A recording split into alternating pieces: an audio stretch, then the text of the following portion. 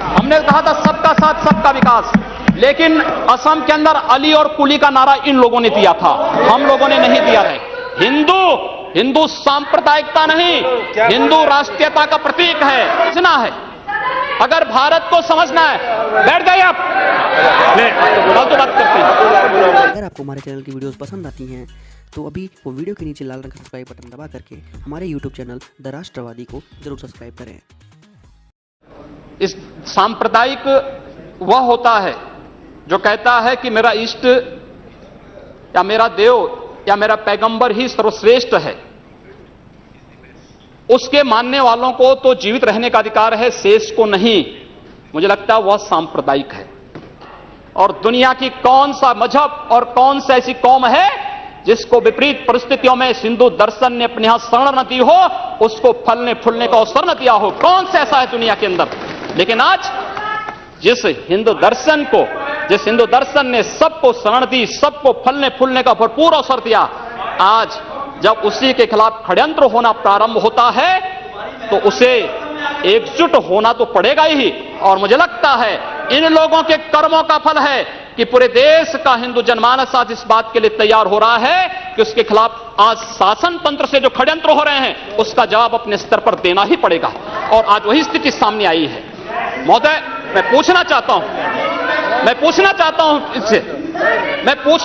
इन लोगों से, जब भारत का मुसलमान हज यात्रा करने के लिए जाता है, महोदय, जब हज यात्रा करने के लिए जाता है, उसकी पहचान तब भारतीय के नाम पर नहीं, पाकिस्तानी के नाम पर नहीं, बांग्लादेशी नाम पर नहीं, भारतीय उपमहाद्वीप का जो भी मुसलमान हज यात्रा करने के लिए जाता है उसकी पहचान हिंदू नाम पर होती है, उसकी पहचान भारतीय, पाकिस्तानी या बांग्लादेश के नाम पर नहीं। लेकिन अगर उसी हिंदू पहचान को हम इनके ऊपर यहां पर लागू करने का प्रयास करते हैं, इनको बुरा लगता है। हिंदू सांप्रदायिकता नहीं, हिंदू राष्ट्रीयता का प्रतीक है। और भारत की राष्ट्रीयता का प्रतीक हिंदुत्व को बदनाम करोगे तो उसकी कीमत चुकानी पड़ेगी इन लोगों को।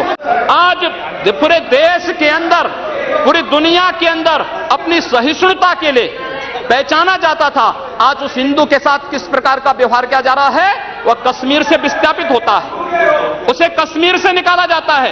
एक भी बार इस सदन में चर्चा नहीं होती है, इन लोगों का मुंह नहीं खुलता जब कश्मीर से 3.5 लाख की संख्या में कश्मीरी पंडित निकाले जाते हैं, तब ये लोग नहीं बोलते।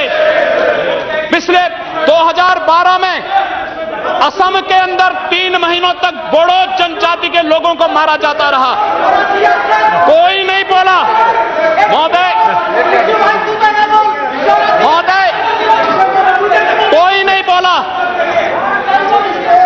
जम्मू कश्मीर के बाद जम्मू कश्मीर के हिंदुओं के मारने पर कश्मीरी पंडितों को उनके घरों से बेदखल कर दिया गया, एक भी बार ये लोग बोले नहीं, इनको पीड़ा नहीं हुई।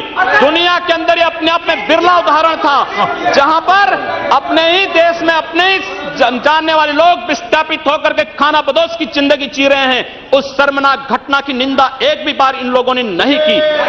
मुंबई के दंगों पर ये लोग मौन रहे। जमशेदपुर और भागलपुर के दंगे कांग्रेस के समय हुए थे, एक भी बार इन लोगों ने उस पर चिंता व्यक्त नहीं की।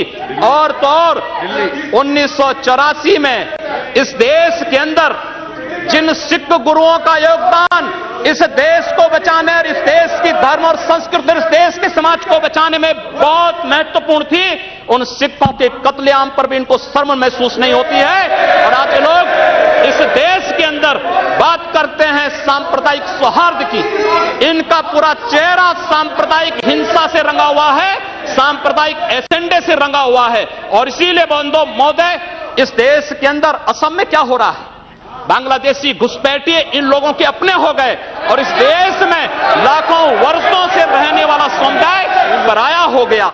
सच्चाई कड़वी होती है और कड़वी सच्चाई लोग स्वीकार करने को तैयार नहीं। और तो और कांग्रेस के लोग एक बार तो असम के ही मुख्यमंत्री को कटघरे में खड़ा कर दिया कि इन्होंने बोडो लोगों के बारे में कैसे बोल दिया। अरे बोडो वहां का नागरिक है, उसके बारे में नहीं बोलेंगे, किसके बारे में बोलेंगे? लेकिन ये लोग बांग्लादेशियों घुसपैठियों की वकालत करते हैं और बांग्लादेशी घुसपैठियों की वकालत करते हुए इन लोगों ने पूरे बांग्लादेश, पूरे पूर्वोत्तर के भारत का जो समीकरण बदला है।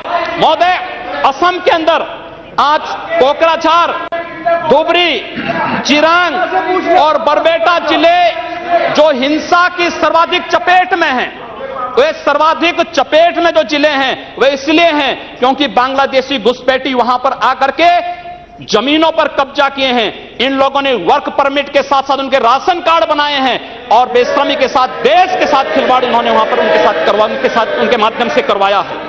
महोदय, और तो और हम किसी और बात में नहीं जाना चाहते हैं। मैं पूछना चाहता हूं कांग्रेस से और कम्युनिस्टों से भी, कोयंबटूर और बेंगलुरु धमाकों का जो अभियुक्त है, उस दुर्दांत आतंकवादी के लिए विधानसभा का सत्र, स्पेशल सत्र बुलाया जाता है।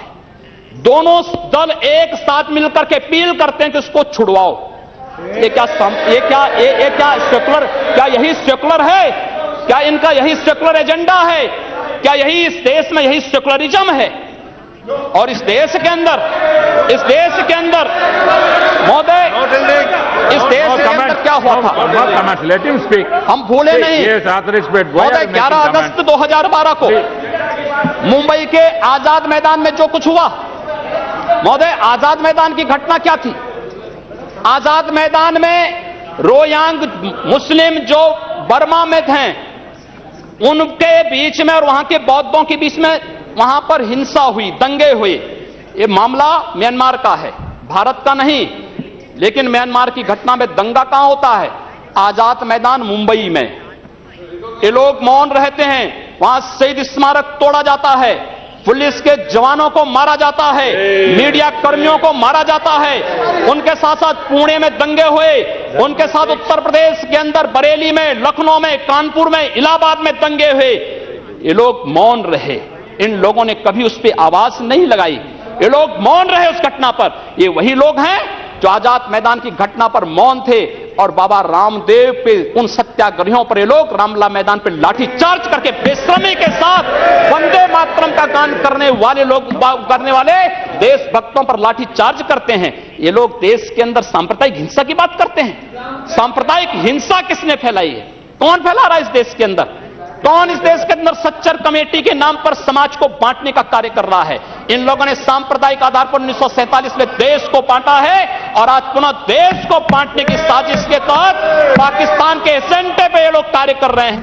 हमने कहा था सबका साथ सबका विकास, लेकिन असम के अंदर अली और कुली का नारा इन लोगों ने दिया था, हम लोगों ने नहीं दिया था। असम को ये लोग बांटने का प्रयास कर रहे हैं, देश से अलग करने की साजिश कर रहे हैं। और इसीलिए मैं आपके माध्यम से कहना चाहता हूं, क्या यही इनका सेकुलरिज्म है?